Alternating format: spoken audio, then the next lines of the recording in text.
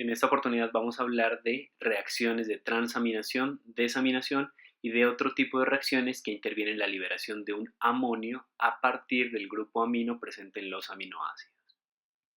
En la mayoría de las reacciones que vamos a mencionar a continuación, el propósito es liberar el grupo amino de los aminoácidos en forma de amoníaco. El amoníaco es tóxico, por lo tanto, debemos encontrar una forma de liberarlo y eso es básicamente el ciclo de la urea, que más adelante lo vamos a mencionar.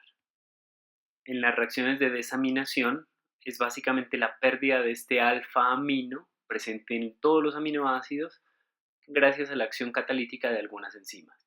No es necesariamente la única reacción importante que se va a presentar. De hecho, hay 9 tipos de reacciones que permiten la liberación de amoníaco. En la mayoría de las reacciones que vamos a mencionar, el resto del aminoácido se convierte en un cetoácido. En otras palabras, el esqueleto carbonado por lo general se convierte en cetoácidos como el piruvato, el oxalacetato, el alfa-cetoglutarato. La primera reacción en la que nosotros nos vamos a enfocar son reacciones de transaminación. Estas reacciones de transaminación están catalizadas por enzimas denominadas transaminasas o aminotransferasas. De hecho, este es el único grupo en el cual no se libera un grupo amonio. Simplemente el grupo amino de un aminoácido se transfiere a un cetoácido. Todas las reacciones o todas las transaminasas requieren de un cofactor denominado fosfato de piridoxal, que proviene de la vitamina B6. Además, existen diferentes transaminasas o aminotransferasas para prácticamente todos los aminoácidos, excepto para 2 aminoácidos, que son la lisina y la treonina. En este punto también es importante mencionar una cosa, que estas enzimas son utilizadas como enzimas diagnósticas. Entonces, hay 2 enzimas importantes que son la AST o la ALT, cuyo nombre real es glutamato oxalacetato aminotransferasa, o el nombre común es aspartato aminotransferasa, y por otra parte, el glutamato piruvato aminotransferasa sérica, o mejor conocida como ALT o alanina aminotransferasa. Estas son 2 enzimas que normalmente se encuentran en la sangre a niveles bajos, y cuando los niveles plasmáticos de estas enzimas se incrementan, eso se asocia con daño en el tejido de donde pueden estar presentes estas enzimas, como por ejemplo el hígado. En una reacción de transaminación deben intervenir 2 sustratos. Por una parte, un aminoácido, que es el que nosotros queremos degradar o al que nosotros queremos extraerle el grupo amino, y fácilmente lo identificamos porque posee sobre el carbono alfa el grupo característico amino y el alfa carboxilo característico de los grupos ácidos. Por lo tanto, si identificamos el amino unido directamente al carbono al que está unido el grupo carboxilo, eso es un alfa aminoácido. Y por otra parte, necesitamos hacerlo reaccionar con un cetoácido. Entonces, por lo general son 3 cetoácidos, el piruvato, el oxalacetato y el alfa-cetoglutarato. En este caso, reconocemos un cetoácido porque el carbono alfa posee un grupo ceto y el carbono alfa es aquel carbono que está unido directamente al grupo carboxilo. Por lo tanto, es fácil reconocer un aminoácido y es fácil reconocer un cetoácido. Ahora, lo que hacen las aminotransferasas o las transaminasas son intercambiar el grupo característico de cada uno de los componentes. Por lo tanto, el aminoácido regala su grupo amino y recibe el grupo ceto, mientras que el cetoácido intercambia su grupo ceto por un grupo amino. Por lo tanto, el aminoácido se convierte en un cetoácido y el cetoácido se convierte en un nuevo aminoácido.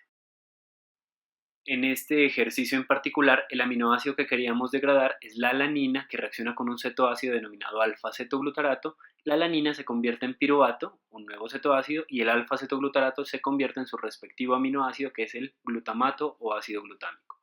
Por lo tanto, en una reacción de transaminación, un aminoácido se convierte en un cetoácido y un cetoácido se convierte en su respectivo aminoácido.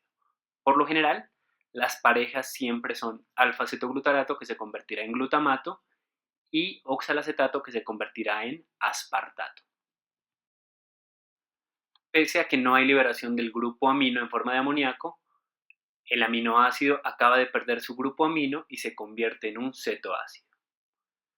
En el segundo grupo de reacciones, denominadas desaminación, vamos a ver el cómo un aminoácido es capaz de liberar el grupo amino en forma de amoníaco.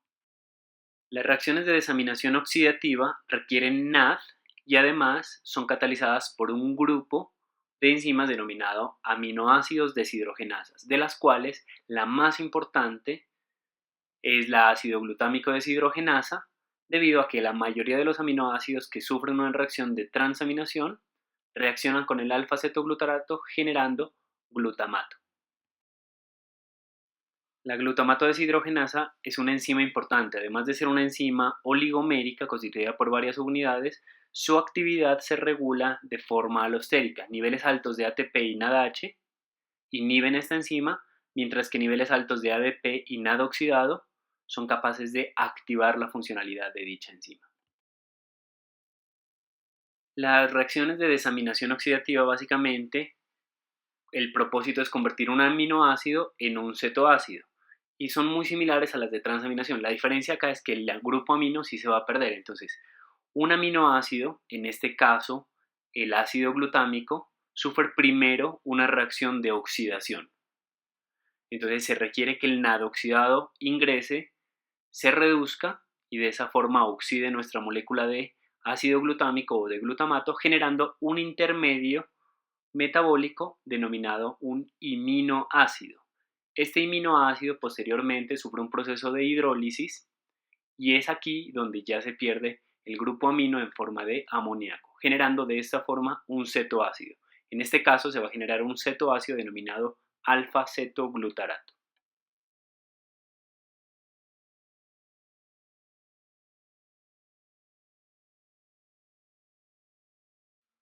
La tercera forma de liberar un grupo amino de un aminoácido es básicamente la combinación de las dos reacciones anteriores.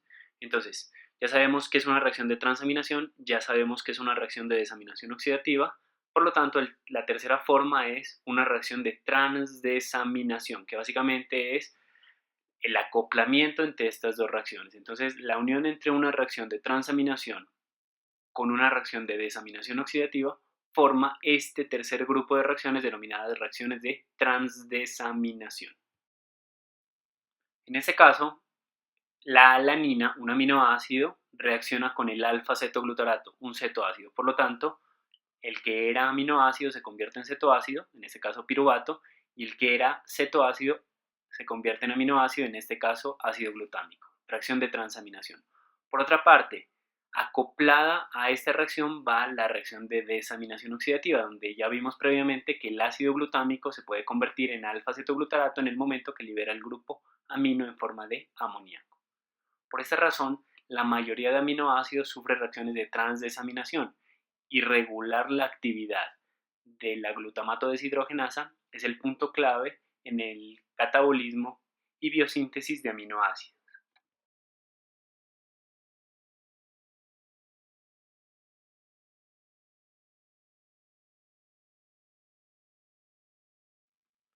La cuarta forma de generar amonio básicamente es una forma en cómo el amoníaco se transporta dentro de nuestro cuerpo. Es la acción coordinada de dos enzimas, la glutamina sintetasa y la glutaminasa. En tejidos periféricos como el cerebro, el intestino y el músculo, estos tejidos son capaces de capturar rápidamente el amoníaco que esté libre y unirlo al ácido glutámico. Por lo tanto, cuando el ácido glutámico recibe el amonio, gracias a la acción de la glutamina sintetasa o enzima también denominada glutamato amonio sintetasa, permiten la formación de un nuevo aminoácido denominado glutamina. La glutamina, por lo tanto, sirve para capturar este exceso de amoníaco que está en algunos tejidos y transportarlo hacia el tejido que va a permitir su eliminación. Entonces, cuando el cerebro, el músculo o el intestino recibe este amoníaco, el amoníaco inmediatamente se combina con el ácido glutámico y generan una forma soluble de este amoníaco, que básicamente es la glutamina. La glutamina se libera al torrente sanguíneo, es enviado al hígado donde va a ocurrir la reacción inversa. En el hepatocito, entonces, la glutamina, que proviene de la mayoría de los tejidos, ingresa y gracias a una enzima denominada glutaminasa, la glutamina pierde el nitrógeno de su cadena lateral y se convierte en ácido glutámico, que posteriormente puede sufrir una reacción de desaminación oxidativa y convertirse en alfa-cetoglutarato, pero la glutamina, por acción de la glutaminasa, se convierte en glutamato y de esa forma se puede transportar y liberar el grupo amino en forma de amoníaco. Una quinta forma de liberar amoníaco a partir de productos metabólicos es el ciclo de los nucleótidos purínicos. En la mayoría de los tejidos se pueden sintetizar purinas, que son la adenina y la guanina. Hay dos formas de sintetizar estas bases nitrogenadas, que son la síntesis de novo y el reciclaje de purinas. Así que el regular la síntesis de estas bases nitrogenadas permitirá ahorrar determinada cantidad de energía para la mayoría de las células. Hay un proceso en el que a partir de una base nitrogenada intermedia denominada hipoxantina, pero en forma de nucleótido se denomina inosina, a partir de esta base nitrogenada se pueden sintetizar las otras dos bases nitrogenadas, tanto la adenina como la guanina. El proceso es relativamente sencillo. A partir de inosina monofosfato, por una reacción catalizada por una enzima denominada adenilosuccinato sintasa, en el cual a la inosina se le adiciona un aminoácido denominado aspartato y en esta reacción se requiere GTP como gasto de energía, se forma un intermediario denominado adenilosuccinato. Por acción de la adenilosuccinato liasa se pierde gran parte de la molécula de ácido aspartico liberado en forma de fumarato, generando de esta forma el nucleótido que nosotros necesitábamos, que era el adenosin monofosfato.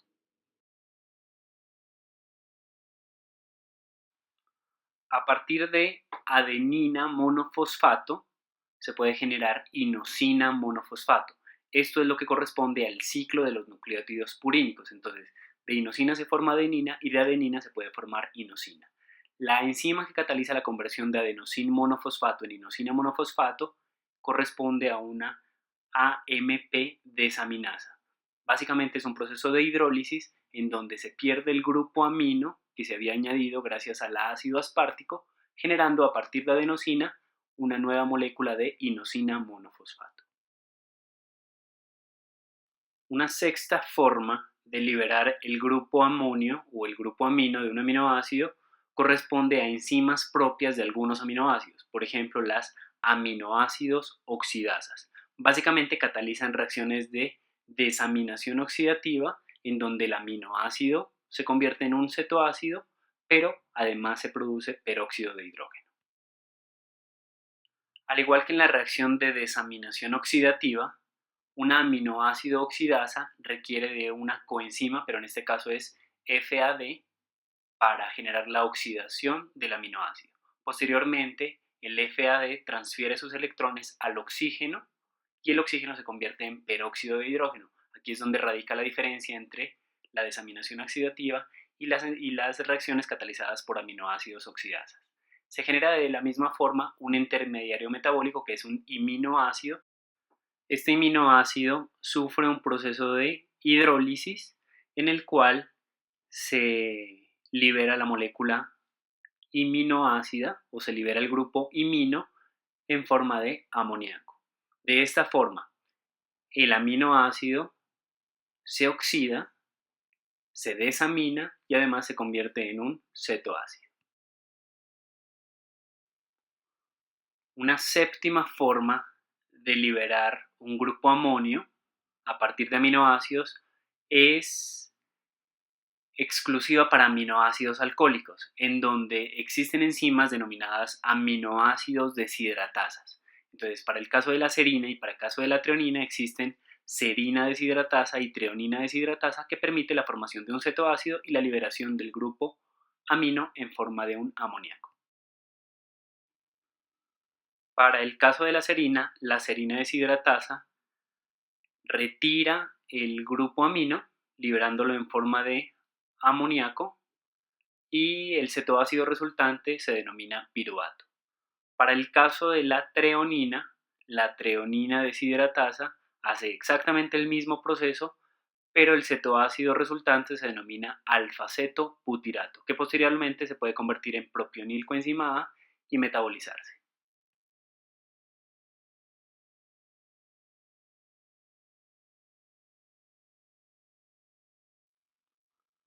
Otra forma de liberación del nitrógeno aminoacídico o del nitrógeno amino en forma de amoníaco es una reacción durante el catabolismo de la glicina, en donde la glicina se oxida por acción de la glicina sintasa, en el proceso en el cual se requiere NAD para llevar a cabo esta reacción, y tetrahidrofolato. El tetrahidrofolato se convierte en N5N10 metilentetrahidrofolato, y de esta forma la glicina queda convertida finalmente por acción de la glicina sintasa en CO2 y amoníaco.